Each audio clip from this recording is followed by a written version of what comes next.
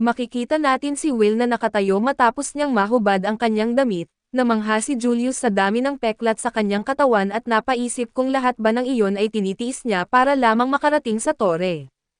Matapos suriin ni Credwin ang katawan ni Will, napansin niya ang malaking peklat sa kanyang likod at tinanong kung kailan at paano niya ito nakuha. Ipinaliwanag ni Will na natamo niya iyon noong pinuprotektahan niya si Elfie noong mga bata pa sila at sinabi ni Credwin na mukhang nasa tamang direksyon sila at tinapik siya sa likod. Nang tanungin siya ni Will kung ano ang layunin ng lahat ng ito, ipinaliwanag niya na hinahanap niya ang pintuang magbubukas sa ikalawang yugto ng kapangyarihan ng espada. Binabantayan niya ang kanilang pagsasanay at napansin ang pagsisikap nilang patatagin ang mahiwagang enerhiyang hinihigop ni Will sa kanyang katawan. Ayon sa kanya, matalino ang ideyang iyon. Iginiit rin niya kay Julius na kung naging mas tapat at direkta lamang ito sa halip na paikot-ikot magsalita, mas maayos sana ang lahat at sumagot si Julius na hindi niya kailangan ang papuri at mas mabuting sabihin na lamang kung ano ang mali sa kanilang paraan ng pag-iisip. Ipinaliwanag ni Credwin na walang mali sa kanilang iniisip, ang problema ay hindi kailangang patatagin ni Will ang mahiwagang enerhiya sa kanyang katawan dahil dumadaloy sa kanyang ugat ang dugo ng mga salamangkero at bukod pa rito, kakaiba ang kanyang katawan. Hindi niya kayang pakawalan ang mahiwagang enerhiya ng mag-isa, ngunit napakalaki naman ng kanyang kakayahang mag-imbak nito at kung tatawagan siyang isang napakalaking imbakan ng mahiwagang enerhiya, hindi iyon katangahan. Bukod doon, patuloy siyang sumisipsip ng mahiwagang enerhiya mula sa paligid at iniimbak ito ng walang tigil at ang kailangan na lamang matutunan ni Will ngayon, ay kung paano gamitin at ilabas ang nakaimbak na enerhiyang iyon ayon sa kanyang kagustuhan.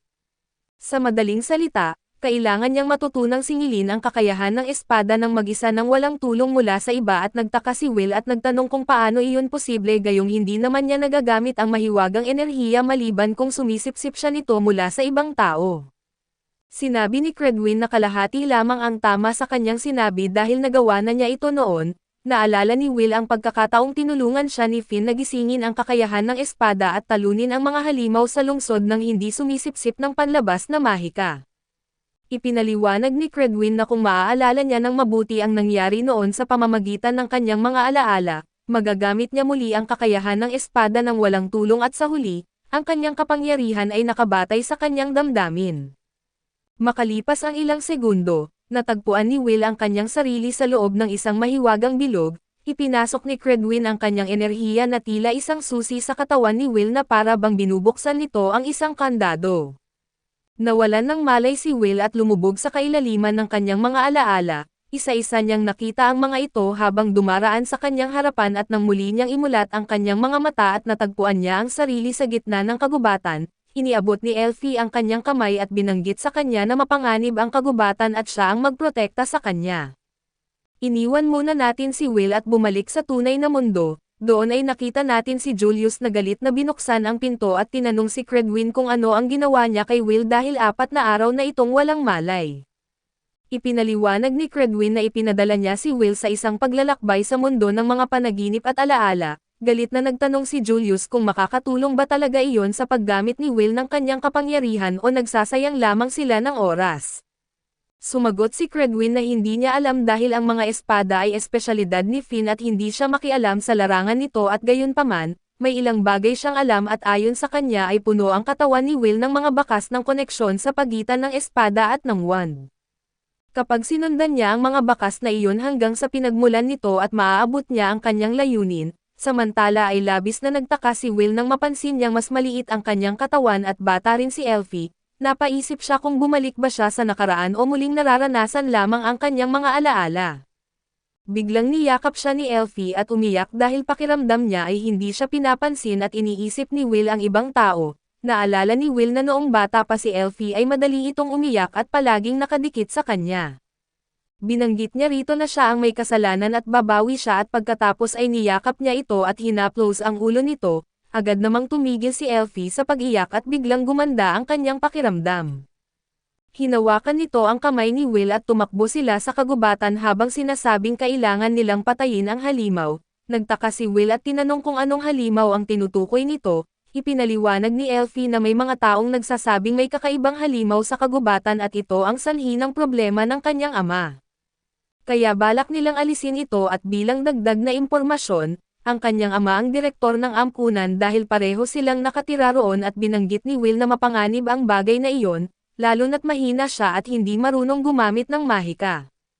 Nagulat siya dahil kusa niyang nasabi iyon nang hindi niya sinasadya. Napagtanto niya na nangyayari ito dahil muli niyang nararanasan ang kanyang mga alaala at ngumiti si Elfie at iginiit na hindi siya dapat mag-alala dahil dala niya ang librong mahal na mahal nila. Sa kanyang paniniwala, ang presensya lamang ng librong iyon ay nagbibigay sa kanila ng lakas ng loob at dagdag pa niya, poprotektahan niya si Will kung may mangyaring masama at dito naalala ni Will na noong bata pa siya ay isa siyang duwag. Dahil pakiramdam niya noon ay wala siyang silbi at si Elfie ang palaging nagprotekta sa kanya, napaisip si Will kung kailan nga ba nagsimulang umasa si Elfie sa kanya at nagpatuloy sina Will at Elfie sa kanilang paglalakbay sa kagubatan. Dahil mga bata pa sila ay naglaro muna sila habang naglalakad at maya-maya, nagpasya silang magpahinga sa ilalim ng isang puno at binanggit ni Elfie na oras na para ipakita niya ang kamanghamanghang mahika na siya mismo ang gumawa. Gumawa siya ng 2 bola na yelo at iniabot ang isa kay Will.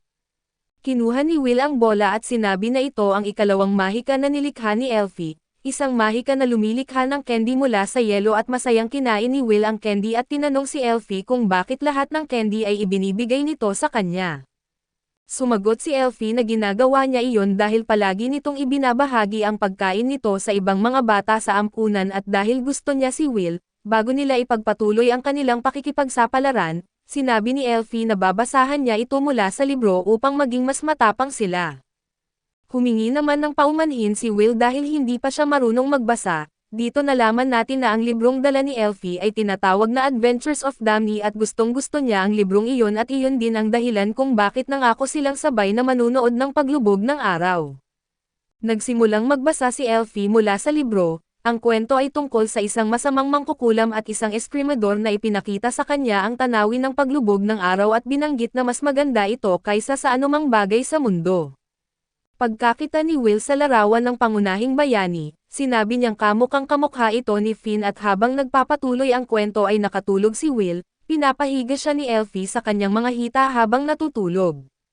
Sa kanyang isip, sinabi ni Will na nais niyang makabalik sa mga payapang panahong iyon kung saan wala silang anumang problema at pagkagising niya, muling hinihila siya ni Elfie at tumakbo sila sa kagubatan upang ipagpatuloy ang kanilang pakikipagsapalaran. Makalipas ang ilang sandali, nagbago ang paligid at ang dating kagubatan na puno ng mga puno at bulaklak ay naging isang malungkot at tuyong lupain na napapalibutan ng mga patay na puno. Ipinaliwanag ni Elfie na may digmaang nagaganap sa isang lugar na tinatawag na Regarden at ayon sa mga tao, mula roon nanggagaling ang mga halimaw at masasamang nilalang na pumapasok sa kagubatan. Naalala ni Will na 10 taon na ang nakalipas ay nakarating na sila ni Elfie sa kagubatan na nasa likod ng ampunan kahit na ipinagbawal iyon ng kanilang ama, ang problema ay hindi niya maalala kung ano ang nangyari pagkatapos noon. Tinanong niya si Elfie kung sigurado itong magiging maayos ang lahat at sinabi naman ni Elfie na huwag siyang mag-alala, sa mismong sandaling iyon at nagsimulang magulo ang mga alaala ni Will at isang imahe ng isang halimaw ang pumasok sa kanyang isip. Biglang lumitaw ang isang halimaw sa likuran nila at agad silang inatake. Pagkakita pa lamang nila rito ay agad silang kinain ng takot at binanggit ni Will na ang nilalang na nasa harapan nila ay hindi isang ordinaryong lobo o halimaw mula sa dungeon kundi isang halimaw na nilikha gamit ang mahika. Nang makita niya ang mga sugat sa katawan nito, ipinahayag niyang mukhang nakatakas ito mula sa isang labanan at napadpad sa lugar na iyon. Sinabi ni Elfie kay Will na manatili sa kanyang likuran habang siya ang bahala sa halimaw gamit ang kanyang bagong mahika. Sa loob lamang ng ilang segundo, lumikha siya ng maraming kopya ng kanyang sarili at naghanda silang sabay-sabay na umatake gamit ang sunod-sunod na mga bala ng yelo. Napaisip si Will na mula pagkabata ay napakatalino na talaga ni Elfie dahil nagawa nitong lumikha ng mahika ng mga kopya sa murang edad. Ngunit sa kabila nito ay nakakaramdam siya ng matinding kaba at hindi niya alam kung bakit. Nang pakakawalan ni Elfie ang kanyang pag-atake ay umungal ng malakas ang halimaw. Ang tunog ng sigaw nito ay nagbalik ng lahat ng mga bala ng yelo at winasak ang mga kopya. Ang ilan sa mga tumalbog na pag-atake ay tumama pa sa balikat ni Will, doon niya naunawaan ang dahilan ng kanyang kaba, ang halimaw ay may kakayahang ibalik ang mga mahika na umaatake rito. Agad niyang sinabi kay Elfie na tumakas, kaso nakahandusay na ito sa lupa at sugatan at sa kabila ng takot at sakit, tumanggi itong sumuko at napagtanto ni Will na hindi ito tatakas dahil nangako itong paprotektahan siya.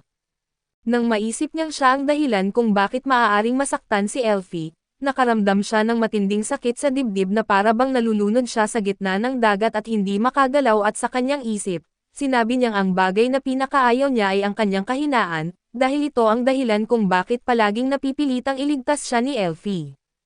Makalipas ang ilang sandali, muli niyang naigalaw ang kanyang katawan at sa buong bilis niyang pagtakbo, humaharang siya sa harapan ni Elfie upang saluhin ang pag-ataking tatama sa narito at pareho silang bumagsak sa lupa.